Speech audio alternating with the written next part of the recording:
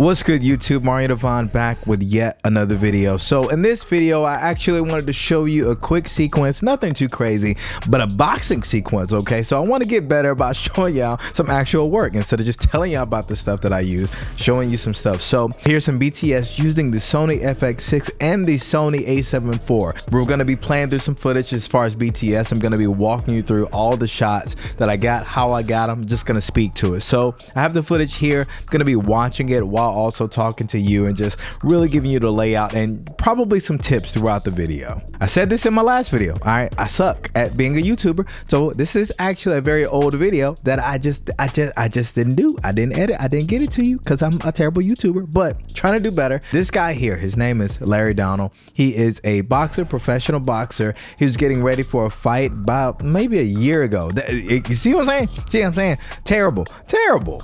So we decided to get some footage of him training, just getting ready for the fight, and I wanted to try out my Sony FX6. So here you go. We didn't really have a shot list at all. I just said, hey man, do your thing, live your life and train. So he's getting ready here in this shot. He's getting his wraps on. Unlike a lot of us that train in boxing, he actually uses the real wraps, the real tape. You know, I'm a pretender. I like the box too, but he is, you know, this man is serious. So he came with the real equipment. I'm using the Sony A7IV mainly for the gimbal shots. I'm using mainly 4K 24 with the Sony A7IV, and I'm using the Zhiyun Crane 2S. So I'm mixing that A7IV footage with the Sony FX6 footage, and I think it's doing very well because obviously they're both shooting S-Log3. Quick tip, I just like to capture what's going on. You know, we were really trying to attack this almost like a documentary because I also did an interview with him. So I wanted to attack this as like a regular day. So as he's still prepping, you're going to see some of these shots.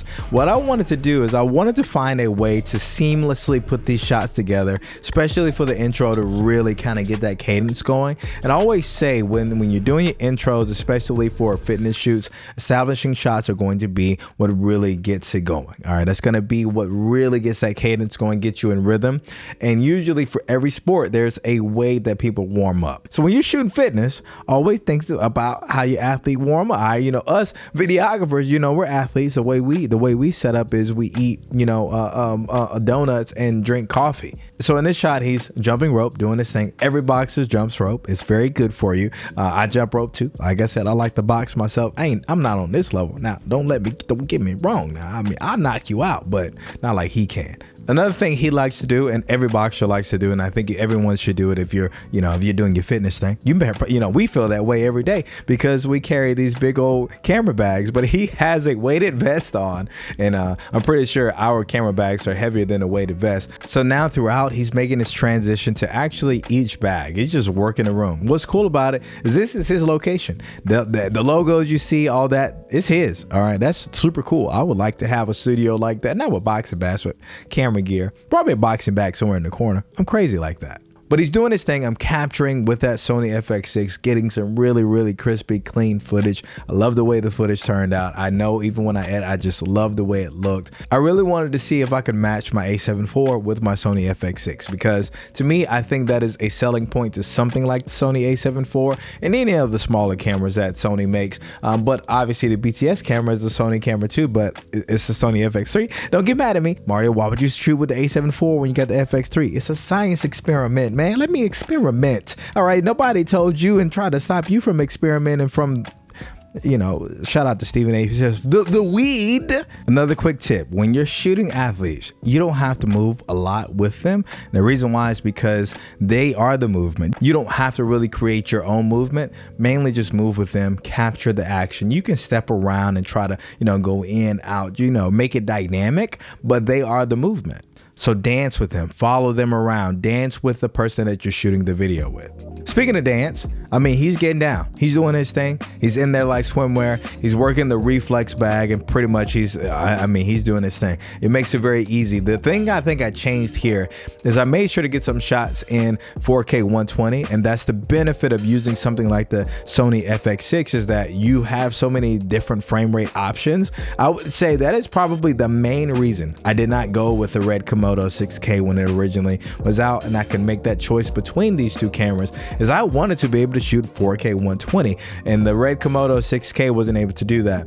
You'll see me now switch to that gimbal, and the reason why I'm switching to the gimbal, I'm just getting some shots. I'm trying to, you know, get that movement while he's going around. I just want to circle him a little bit. Again, I love the fact that I can easily match my Sony A7IV footage, you know, with my Sony FX6. You know, hey man, listen, like, no offense, anybody, I know I said this in many videos, couldn't been able to do this with the Canon R5. Just saying, man, I just wouldn't be able to do it. Another reason I'm shooting with the A7IV is that we were also doing photos. So it's a lot easier because I can just switch between those two cameras. And because I was shooting photos, I wanted to quickly have a camera on hand to shoot those photos and shoot that gimbal video. But also I wanted to make sure I experimented and try to push this Sony A7IV a little bit. You'll see him on the speed bag. I'm capturing that again, 4K 60. I don't think I noted that to you, but majority of the shots are going to be shot in 4K 60. We have plenty of natural light coming in, so that shutter speed, that shutter angle being what it is very easy. Another one of the shots I got with the speed bag, and you don't see it in the BTS, but I'm going downstairs. There's a stairwell.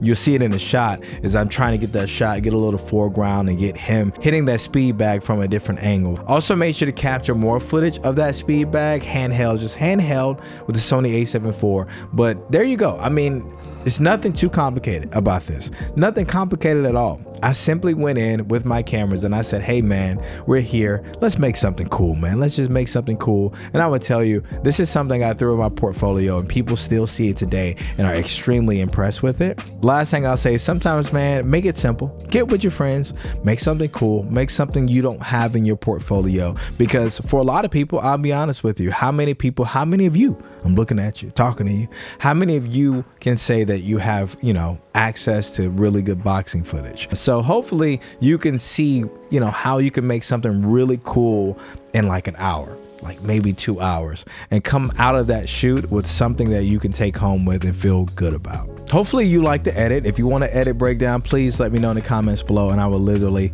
walk you through every single step of how I edited this, from the transitions, from the speed ramping to the, you know, the effects and everything, the color grading. I will walk you through everything. So if you've gotten any value out of this video, please hit that like down below. Leave a comment if you have questions or you want to have a conversation.